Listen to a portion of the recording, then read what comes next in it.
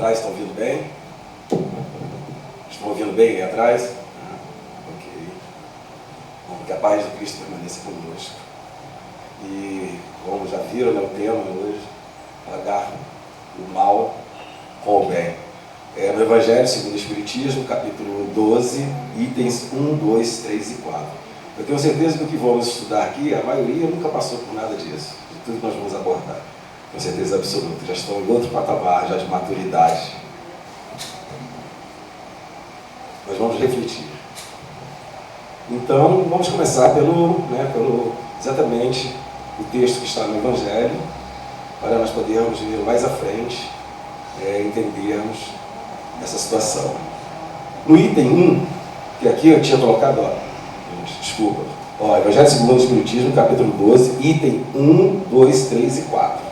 É o que aborda o assunto. Tá? E aí no item 1, tendes ouvido o que foi dito, amarás ao teu próximo e aborrecerás ao teu inimigo, mas eu vos digo, amai os vossos inimigos, fazei bem ao que vos odeia, e orai pelos que vos perseguem e caluniam, para serdes filhos de nosso Pai, que está nos céus, a qual faz nascer o seu sol sobre bons e maus, e vir chuva sobre justos e injustos. Isso são palavras de Jesus, o ensinamento dele naquele momento. Então, continuando esse mesmo item. Porque se não amardes, senão aos que vos amam, que recompensa haveis de ter? Vamos, porque eu acho que todos aqui já devem ter ouvido alguém falar, ou até em algum momento já falou, eu gosto de quem gosta de mim. Se não gosta de mim, então não me interessa. Eu amo quem me ama, só o que me interessa é isso. Aqui, então, vamos começar a refletir sobre isso. Que recompensa a vez de ter se pensarmos dessa maneira?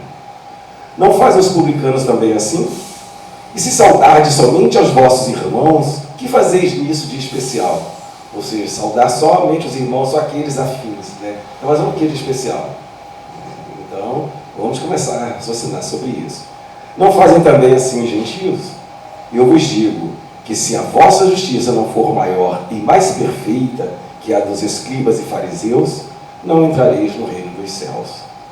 Ou seja, nós vamos ficar nessa bolazinha de neve. Enquanto tivermos o coração duro, vamos continuar voltando, porque é um amadurecimento, Vamos continuar voltando na mesma situação, com aqueles mesmos desafetos, até nos acertarmos. Então é melhor nos adiantarmos agora. Melhor assim. Por isso nós temos a oportunidade de aproveitar o estudo, os dias que a casa oferece. Também tem hoje também os virtuais, para quem não pode aparecer fisicamente. O item 2. E se vós amais somente ao que vós amam, que merecimento que vós tereis? Eu amo quem me ama, somente, pronto, só me interessa isso. Que merecimento que vós tereis sobre isso? Pois os pecadores também amam os que os amam. E se fizerdes bem aos que vos fazem bem, que merecimento é o que vós tereis? Porque isso mesmo fazem também os pecadores.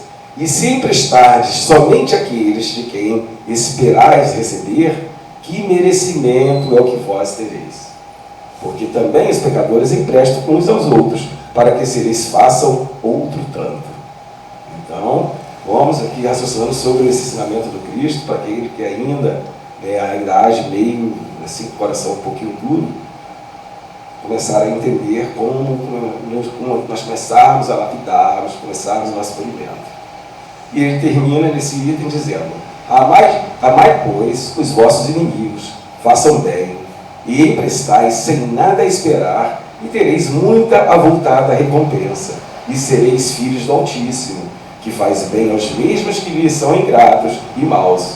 Sede, pois, misericordiosos, como também vosso Pai é misericordioso. Vamos pensar isso, gente? Eu, por exemplo, eu tenho um vizinho que ele xinga a Deus, ele xinga mesmo, literalmente.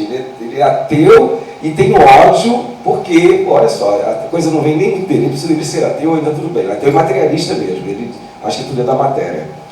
E é um gênio de tudo, de criação, de arte. Ele restaura um carro, meu Deus do céu, o carro pode estar todo amassado que ele consegue restaurar. Não tem mais lata, mas ele faz em fibra. Ele é incrível. Só que ele é cercado, nós somos cercados lá de bastante cristãos, né? A maioria é protestante, mas tem uns também que são espíritas lá na rua. E eu fico na minha, não critico ninguém. E são exatamente essa turminha dos protestantes e dos espíritas que perturbam ele, e mais assim, não dão muito exemplo de cidadania, sou sincero mesmo, exemplo de cidadania, os dois lados, são os protestantes e os espíritas. E ele gosta muito de me parar na rua e conversar comigo. Poxa, eu gosto de conversar com você é um cara legal. Aí, poxa, fulano, que é crente na igreja, que é pastor, fez isso e isso aqui comigo na minha porta e tal. Aí depois, vem falando em nome de Deus. Eu fui, aí ele fala que Deus é isso, aquilo outro, e fala os palavrões dele. E eu fico olhando, né, eu fico pensando assim, numa situação dessa aqui. Já pensou se Deus então ele amasse somente aqueles que o amam? Ou então, outros irmãos nossos de outra religião, os protestantes mesmo assim, que ao adorasse, né, tem aqueles que falam, vamos adorar a Deus. Imagina se Deus fosse assim. Então, como ele diz aqui, para sermos como o Pai que está no céu. Está nos céus. E o item 3. Se o amor do próximo é o princípio da caridade, amar aos inimigos é a sua aplicação sublime. Porque essa virtude constitui uma das maiores vitórias conquistadas sobre o egoísmo e o orgulho. Então começamos a entrar sempre aquilo ali, martelando. Se nós pegarmos todo o Evangelho, o tempo todo ele falando sobre isso, sobre o amor ao próximo. Se é o princípio da caridade, amar os inimigos é a sua aplicação sublime, porque essa virtude constitui uma das maiores vitórias conquistadas sobre o egoísmo e o orgulho. Então nós temos, ele começa aqui a nos despertar, de amarmos os nossos inimigos, os nossos ofensores, e não amarmos apenas aqueles que nos amam, né? Ou se diz. Eu não sei porquê, depois que montei esse slide, eu revisei várias vezes e está pulando. Quando eu abro o slide todo, não tem esse intervalo, esse branco aqui, gente. Mas quando coloca, né, nesse formato, aí tem sempre uma no meio do caminho, não sei porquê. Entretanto, geralmente nos equivocamos quanto ao sentido da palavra amor. Aplicada a essa circunstância, Jesus não pretendia, ao dizer essas palavras, que se deve ter pelo inimigo, agora vamos prestar atenção, a mesma ternura que se tem por um irmão ou por um amigo. A ternura pressupõe confiança. Ora, não se pode ter confiança naquele que se sabe que nos quer mal. Então, vamos interpretar isso direito? Isso, vamos lá, amar e perdoar. Mas não quer dizer que você tem que conviver com ele. Você sabe que ele é o teu inimigo, você não pode conviver com o inimigo. Né? Aí, vamos assim, pela ecologia, eu não vou matar a cobra e tal, né? Eu vou chamar, vou fazer o quê? Eu vou chamar, se ela aparece lá na minha casa, vou chamar os autos competentes para tirar, não é isso? Vamos pensar assim, pelo certo? Mas aí, mas coitada, ela é minha irmãzinha, como o São Francisco dizia, o irmão cabrito, o irmão cachorro, o irmão cobra, então deixa ela aí dentro de casa. Isso vai dar ruim para mim, vai dar ruim porque o instinto dela é outro, então não vou conviver com ela. Agora, imagina o que raciocina, o nosso próximo, que é o nosso inimigo. Porque às vezes convivemos ou conhecemos pessoas que convivem com alguém, principalmente da família, que ele é verdadeiro inimigo mesmo, são inimigos do passado, mas veremos mais à frente. E, então, se você não tem condições de conviver, que é um perigo, vamos perdoá-lo, né? Mas vamos nos afastar, que é o sensato. Aí esse branco aqui no meio. Não se pode ter para com elas as efusões da amizade, desde que se sabe que é capaz de abusar delas. Entre pessoas que desconfiam uma das outras, não pode haver os impulsos de simpatia existente entre aquelas que comungam nos mesmos pensamentos. Não se pode, enfim, ter a mesma satisfação ao encontrar um inimigo que se tem com um amigo. Né? Então nós temos que saber distinguir isso. Nós não vamos odiá-lo, nós vamos amá-lo como nosso irmão, vamos perdoar todas as ofensas, vamos perdoar tudo e nos afastar. Inclusive, evitar que a contenda continue e também evitando um perigo maior. Esse sentimento, por outro lado, resulta de uma lei física, a de assimilação e repulsão dos fluidos. O pensamento malévolo permite uma corrente fluídica que causa penosa impressão. O pensamento benévolo envolve-nos no eflúvio agradável. Daí a diferença de sensações que se experimenta a aproximação de um inimigo ou de um amigo. E às vezes nós temos a sensação assim, de inimigo, mesmo sem ter uma amizade com a pessoa, sem ter nada, às vezes ou pouco contato. A gente já sente isso. Isso aí já vamos ver aquela coisa lá do passado mesmo.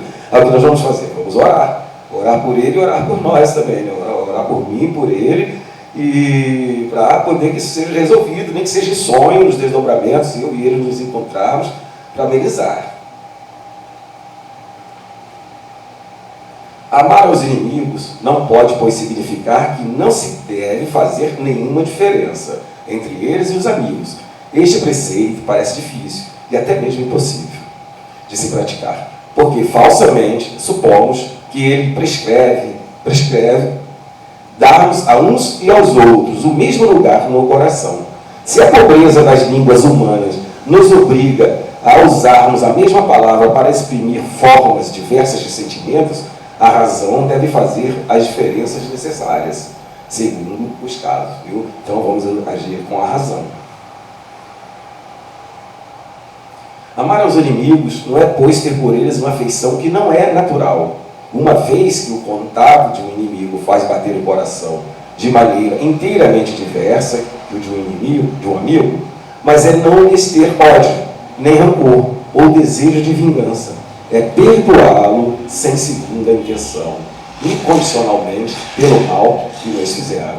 E é perdoar de verdade, não é perdoar, Senhor, eu te perdoo, mas não faça novamente, para que não se repita isso, né? Não é dessa maneira. Ali nós não estamos perdoando. E não é tipo assim também, eu te perdoo, mas passa, quando nós estivermos na mesma calçada, você passa para o outro lado. Aí também nós não estamos demonstrando amor, eu não vou conviver com ele. Mas se estamos na mesma calçada, vamos passar. Eu tenho que demonstrar a minha diferença, que a diferença está em nós.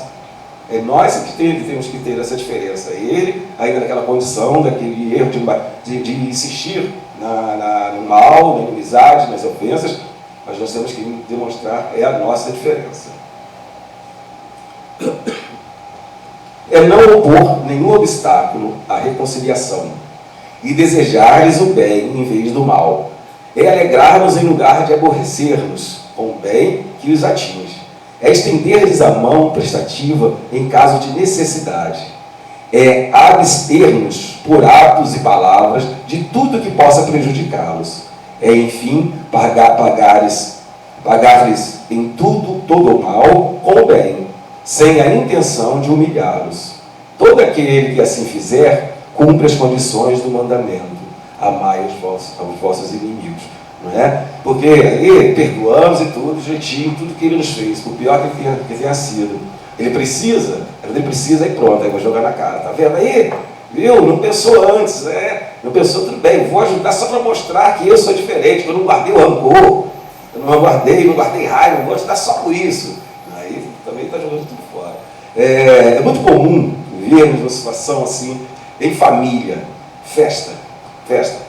Aí tem a festa, a casa, né? Ou reunir, às vezes, casa dia dos pais, dia das mães, que reunir os irmãos. Aquele irmão que há 5 anos não via o outro, que brigaram, mas já se perdoaram. Não, está perdoado, tudo perdoado e tal. Vê o primo, isso, aquilo outro, a irmã também. Aí pronto. Eu não sei se vocês já vivenciaram isso. Eu já várias vezes, vizinhos e tudo. E começa a cervejinha, né? E o álcool vai. Aí eu fico ouvindo. O som está alto. Aí começa a cervejinha, começa todo mundo a falar alto, porque aí o som esquece que se diminuir o som, vão falar mais baixo, e o efeito do álcool começa. Daqui a pouco, tem um irmãozinho mesmo que vai lá, aquele irmãozinho que, sabe, com um garfozinho espetadinho, ele espeta no outro de alguém, às vezes, não é nem nos dois que brigaram, espeta em alguém, para falar assim, fulano, você e fulano, vocês agora, hoje vocês estão se rindo, brincando aí, e aquele negócio todo, você esqueceu? Ah, se fosse eu, aí, sabe o que é mesmo? Eu vou ter que conversar com ele, tinha umas coisinhas, eu perdoei, mas tinha umas coisinhas que eu precisava falar. E quando começa, aí o outro, aquele irmãozinho areia, o outro também, daqui a pouco o pau está comendo, e pronto, vai relembrar tudo. Eu sempre fui bom para você, sempre fui isso, aquilo outro, foi você que foi o traidor e tal. Né? Então, que adianta eu perdoar, né? Dessa maneira? E o quarto, começa assim: amar aos inimigos é um absurdo para os incrédulos. Aquele para quem a vida presente é tudo, só vê no seu inimigo uma criatura perniciosa a perturbar-lhe o sossego, e do qual somente a morte o pode libertar. Daí o desejo da vingança. E como isso acontece, né, gente? Essa coisa da vingança é um problema sério. Às vezes a pessoa não vai às vias de fato, mas ele começa a desejar o mal. começa a desejar que vai acontecer, que tem que acontecer, que ele vai ser atropelado, que ele vai pegar uma doença, vai pegar esse coronavírus aí, vai morrer, né? Já que eu não tenho coragem de fazer pessoalmente, já tem outros que pagam para fazer. Então, esses são os incrédulos. E acham impossível perdoar o inimigo. E o quarto item continua.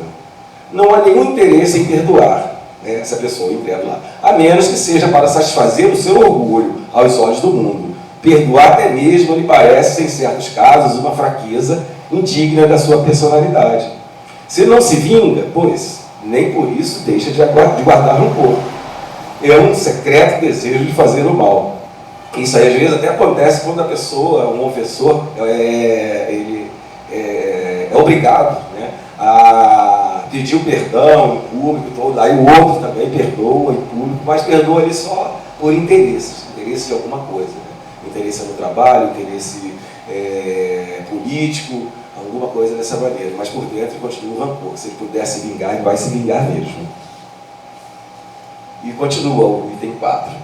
Para o crente, e mais ainda para o espírita, a maneira de ver é inteiramente diversa, porque ele dirige o seu olhar para o passado e o futuro, entre os quais a vida presente é um momento apenas. Sabe que pela própria destinação da terra, nela devem encontrar homens maus e perversos, que as maldades a que está exposto fazem parte das provas que deve sofrer.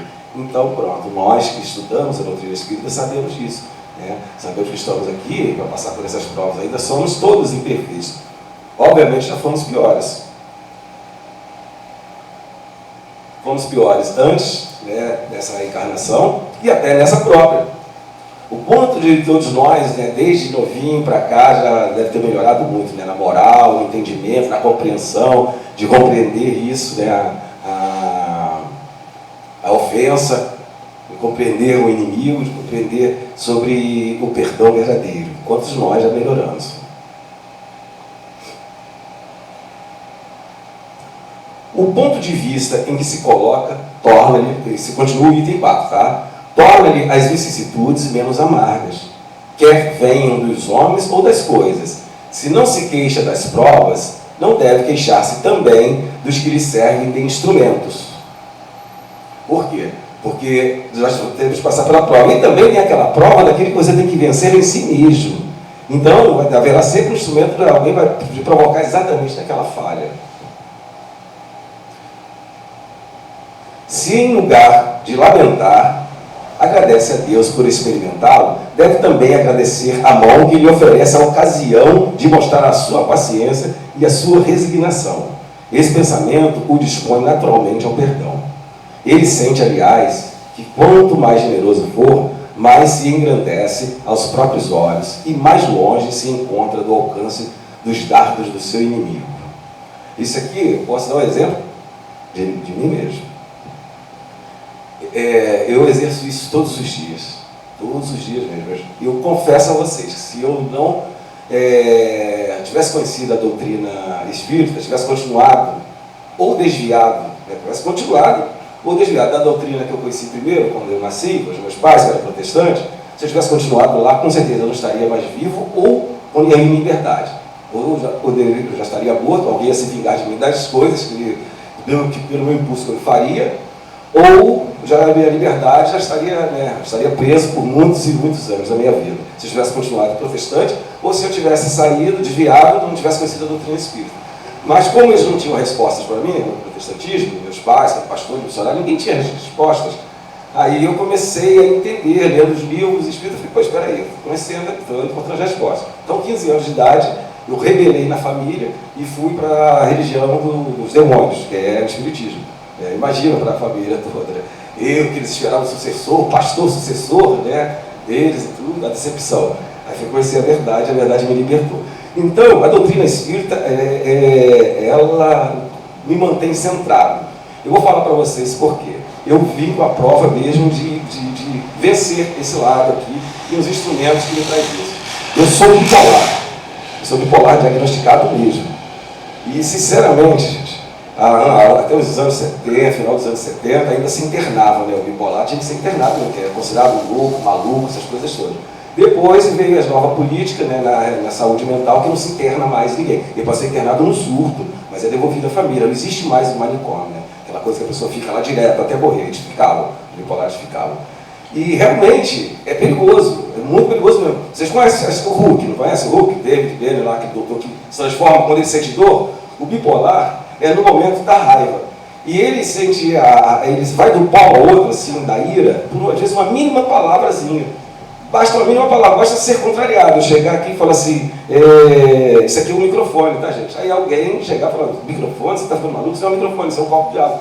Não, é um microfone, é um copo de água. Na terceira vez eu já não ligo, já não vejo mais nada.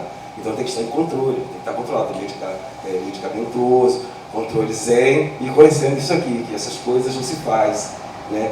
O autocontrole, a doutrina é muito boa para mim. Eu falei, poxa, realmente, eu vim para passar nessa prova e passar pela doutrina que me ensina a passar pela prova. Que eu estou aqui em prova, eu tenho que vencer isso todos os dias. Todos os dias mesmo. Agora, é a época que eu sofro. Às vezes eu estou andando na rua, ontem mesmo aconteceu comigo. Eu acabei de sair de um estabelecimento de informática, fui fazer um cabo de internet. E quando eu saí, onde eu moro, é um trevozinho, então a calçada é toda tomada por essas pessoas com a bandeirinha dos políticos. E exatamente no momento que eu saí, um daqueles ali, né, do cabo eleitoral, soltou fogos perto de mim. Gente, fogos, quando estoura, vai no meu ouvido, é igual o cachorro que enlouquece, também, o bipolar é desse jeito aí. Aquilo eu, Jesus Cristo, e agora? Parei, fiquei paralisado, respirei, ai Jesus, agora me dê força para eu poder ir. Aí eu olhei e falei, não quero nem identificar quem é, né, mas que Deus abençoe, um dia ele vai aprender a não fazer mais isso. Gente, num horário normal, assim, de comercial, cheio de gente para lá e para cá na calçada. Então, mas é isso. Agora imagina, né, quando chega ao final de ano, os vizinhos, caramba, é um de lado de caldo de cá. Tem sempre a criança que joga uma malvina no teu quintal. Eu fico trancado, tranco, né, fico em oração. Aí eu vou trazer para a nossa conversa, aqui Antônio Celso Dias Duarte, um artigo muito interessante que ele escreveu no blog Espírita.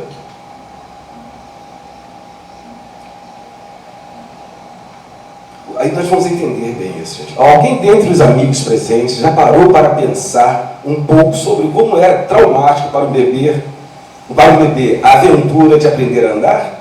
Ele possui pouca ou quase nenhuma coordenação. Lhe falta outro tanto de equilíbrio. E na maioria das vezes, ele já consegue se deslocar com relativa facilidade, engatinhando para lá e para cá. Mas mesmo assim, ele enfrenta esse desafio apoiando-se nos móveis, levando tombos até adquirir a desenvoltura e o automatismo necessários para a empreitada.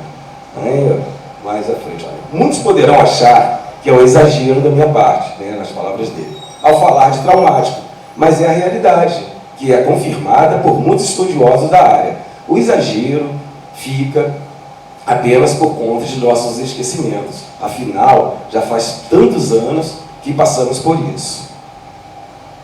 Então, querem ver outro aprendizado difícil pelo qual passamos, mas que hoje realizamos com a maior desenvoltura? Andar de bicicleta.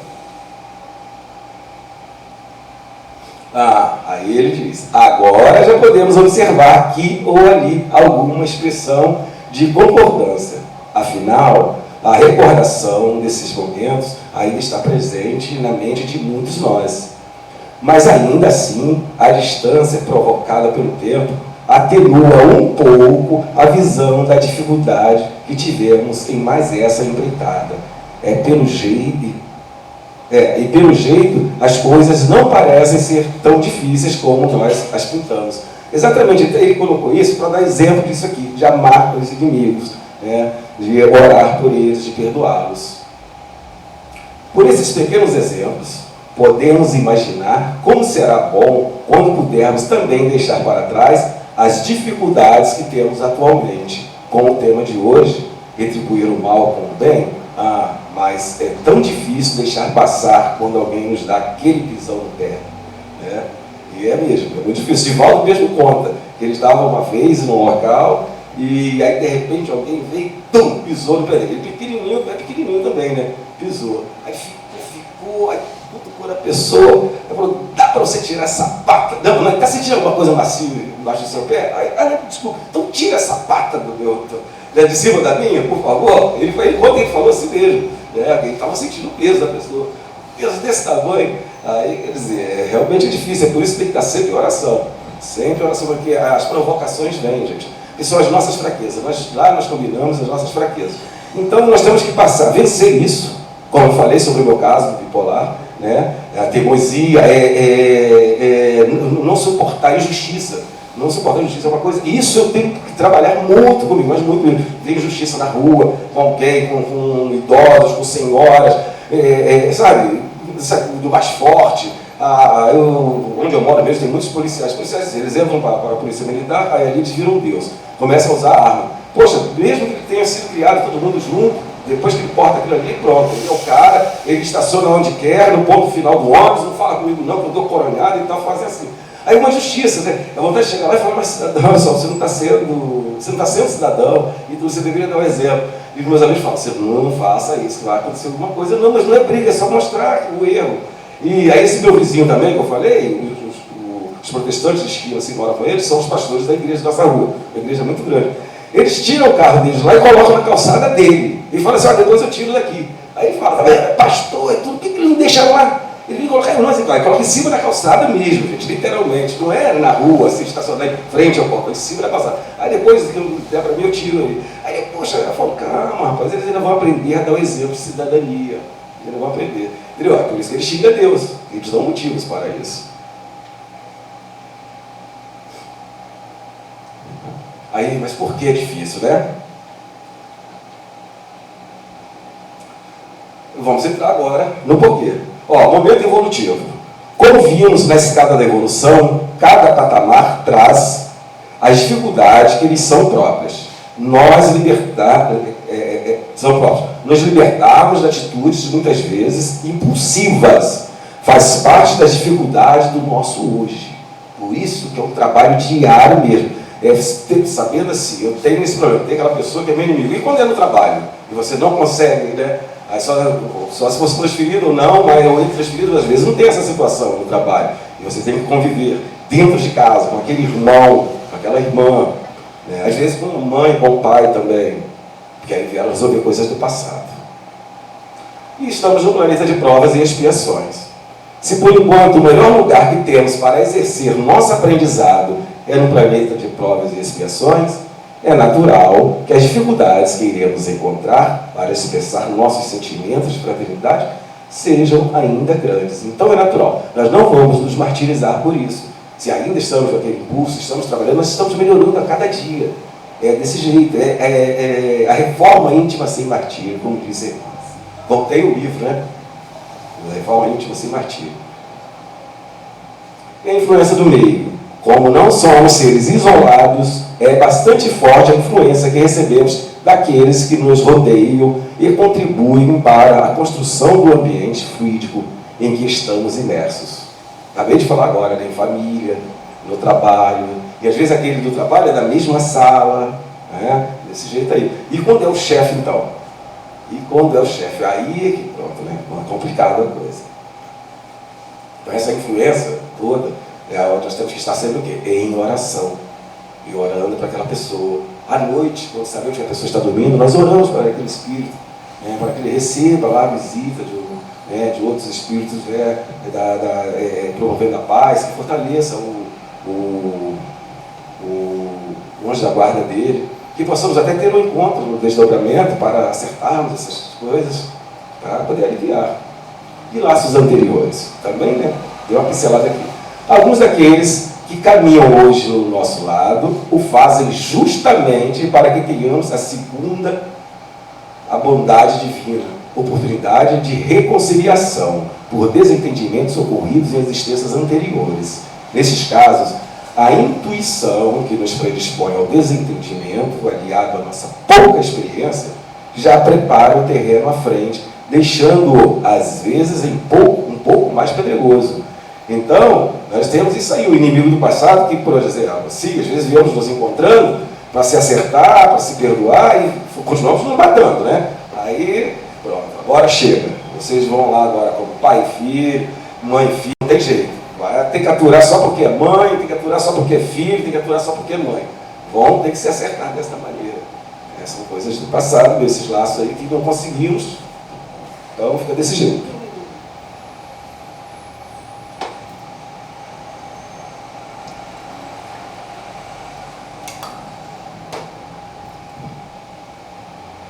E a humildade. O primeiro passo que nos permite deixar de ter uma reação instintiva é o exercício da humildade. Somente com seu auxílio podemos analisar de forma desapaixonada a ação de que fomos alvo, para somente depois expressarmos nossa reação. A escassez da humildade dá destaque ao nosso orgulho, que simplesmente não nos permite deixar as coisas em branco. Quantos de nós insistimos em não levar desaforo para casa, esquecendo-nos de que podemos estar levando coisa pior. Né? Porque o orgulho é fogo mesmo, né? Na frente dos meus amigos, na frente de todo mundo, não tem isso não vou levar esse desaforo para casa. Todo mundo está sabendo que ele me ofendeu, que ele fez isso, aquilo, outro contra mim, eu vou resolver isso. Né? Depois como eu fico com todo mundo. É isso aí, mas é dentro da humildade. Jesus ensinou dessa maneira. Quando Pedro cortou a orelha lá do soldado que veio prender Jesus, e meteu a espada, Jesus pega e coloca no lugar. Jesus poderia ali naquele momento se resguardar atrás deles, né? Aí Pedro, todo mundo aí me ajuda aí, pronto, ele poderia se resguardar para não ser preso, mas não, pelo contrário, ele coloca a orelha no lugar, e pronto, e foi, e caminhou para a prisão. E o perdão.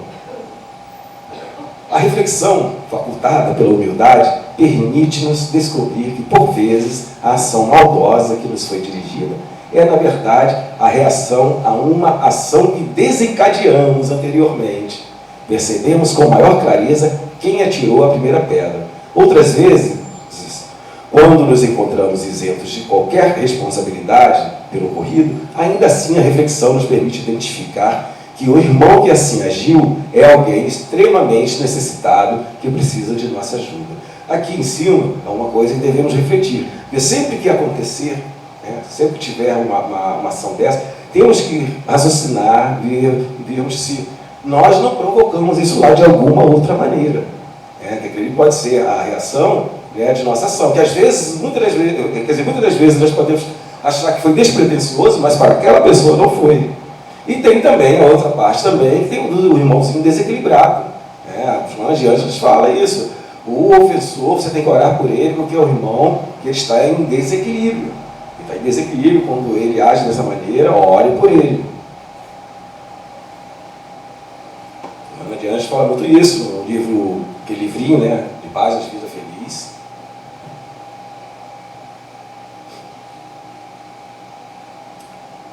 No entanto, não importando a conclusão a que chegamos, podemos nos deparar com outra séria barreira. Jamais poderei perdoar o que fulano me fez, ficando assim amplamente garantido o clima de antipatia entre as partes. Pronto, colocou isso na cabeça, já era. Colocou, vai ficar mesmo, vai ficar esse clima mesmo. Jamais vou perdoar, e fica complicado. E aí eu fico, às vezes, amigos meus, quando estão nessa situação, aí falam, poxa rapaz, mas não faz isso. Não, deixa passar o tempo. Deixa passar. Eu falo, mas será que você terá tanto esse tempo assim? Ou ele terá esse tempo? E se amanhã você receber a notícia que ele morreu? Aí o problema é dele. E se você morrer? Pronto, aí acaba tudo. Não acaba. Mas quando a pessoa não entende, não tem o mesmo entendimento nosso, da reencarnação, essas coisas assim, não adianta entrar em discussão. Não adianta, porque é a mesma coisa de quando entra também, quando eles querem a vingança, que vai matar, vai fazer acontecer, porque tem que morrer, e eu descobri que foi fulano, não acontece, foi fulano que furtou aquela minha bicicleta, eu vou arrumar um jeito de matar, foi ele que roubou. Quando eu falei, rapaz, ele era ladrão de bicicleta, você vai virar assassino. Não, mas tem que morrer, tem que morrer. Aí agora, para colocar, para ele entender a gravidade da coisa. Tem os ladrões celulares, acontece muito isso, querem matar, matam os meninos, aí lincham os meninos, que roubou o celular, e as pessoas viram assassinos. E a misericórdia? Perdoamos de coração todas as ofensas recebidas, e daí? Certamente, deixamos de retribuir o mal com o mal. Mas também não o retribuímos com mais nada após reconhecermos nesse nosso semelhante, o irmão necessitado. O exercício da misericórdia nos leva ao passo seguinte, ilustrado por Emmanuel. Olha o que Emmanuel diz, ó. Ajudá-lo de forma sincera, fraternal e desinteressada. E a se reerguer, retribuir, significa reagir. Estaremos então começando a retribuir o mal com o bem. Ou seja, também não é só perdoar, está perdoado, né? Vamos ajudá-lo a sair disso, ver o que está acontecendo, orar por ele. É desta maneira que não adianta também só perdoar e pronto, está perdoado. Nós temos que continuar, né, a bondade, continuar a caridade. Fizemos a caridade do perdão e agora a caridade de mostrar que estamos ali, né, dando todo amparo, que estamos dando as mãos e que é sincero nosso perdão.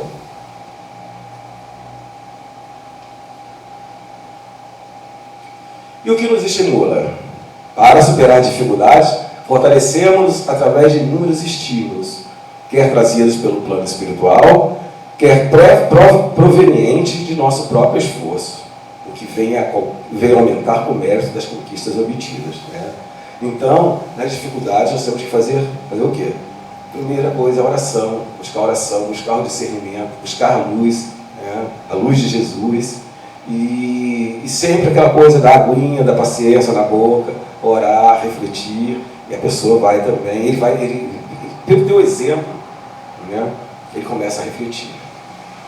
Para citar alguns, temos muitos outros serão certamente identificados se nós detivermos a refletir sobre o assunto com mais atenção. A evolução. Um excelente termômetro mostra que as mudanças ocorrem com a lentidão de nossos passos, mas numa direção positiva. Houve tempo em que a única coisa que podíamos compreender era o ensinamento de Moisés, olho por olho e dente por dente. No entanto, após séculos, passamos a ter as condições de ouvir Jesus que disse: se alguém te ferir a face direita, oferece também a outra.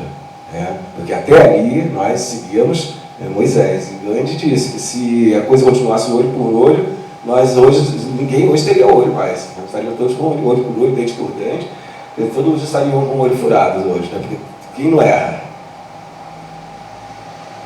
E o nosso direito?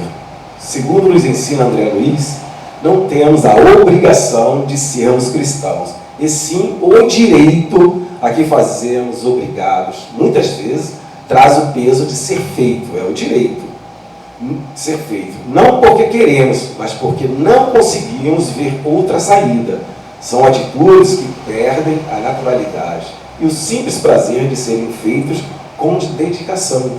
Esse alerta de André Luiz mostra que conseguiremos melhores resultados sempre que formos cristãos por livre opção, né? Não por obrigação. Nós não somos obrigados e nem precisa da religião para ter a moral.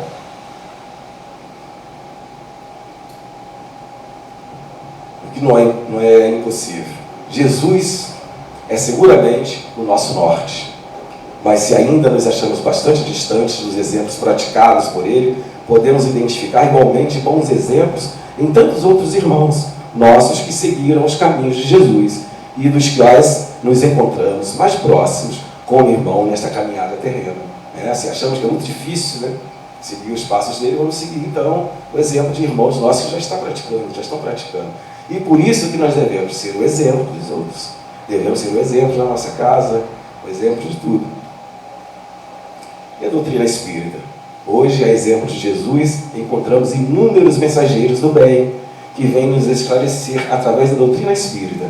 Quais as novas indicações que estamos ouvindo nesses nossos amigos? Então, nós temos que observar bem quais as indicações que eles estão nos dando. Indo mais além, olha, retribuir o mal com o bem não é tarefa fácil. No entanto, a lição de Jesus é mais ampla, nos apontando outras tarefas igualmente difíceis que podemos tentar. Levar o bom termo, onde tantos outros tropeçam, são outras formas de respondermos com a prática do bem às situações nem sempre tão boas com as quais convivemos. Isso foi Emmanuel que disse em Fonte Viva. Então, quer dizer, aquela coisa de sermos o exemplo, né?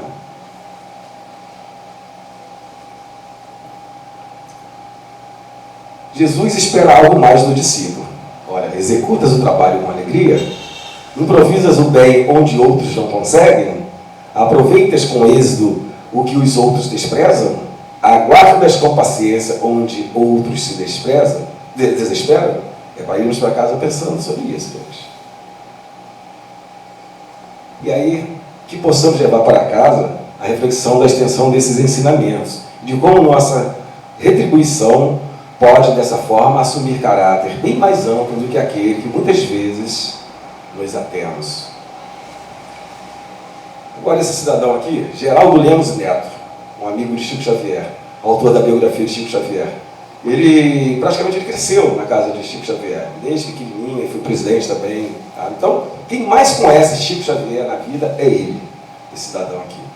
Ele conhece coisas que não estão relatadas em livros, outras já estão relatadas em livros.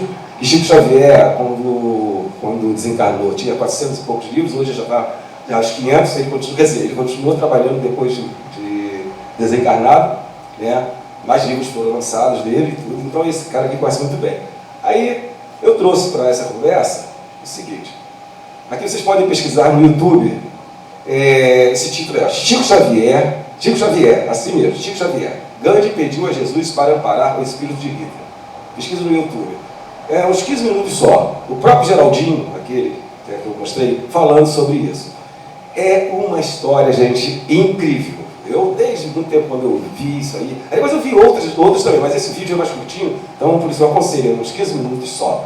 Porque tem outros em palestra de 1 hora, falando sobre isso. História muito interessante, de retribuir o mal com o bem. Tá? Cabe muito bem no que nós estudamos aqui hoje. Gandhi, quando desencarnou, ele, logo que ele desencarnou e tal, já estava bem, foi bem aparado, né? Pela pessoa que era, nós sabemos, lutava pela paz, né? Ele conseguiu libertar a Índia, né, do jugo dos ingleses, era um homem da paz. Só que em todos os lugares tem sempre um doidinho na vida, que ele encontrou um doidinho desse que o assassinou. E esse assassino dele parece estar vivo ainda até hoje.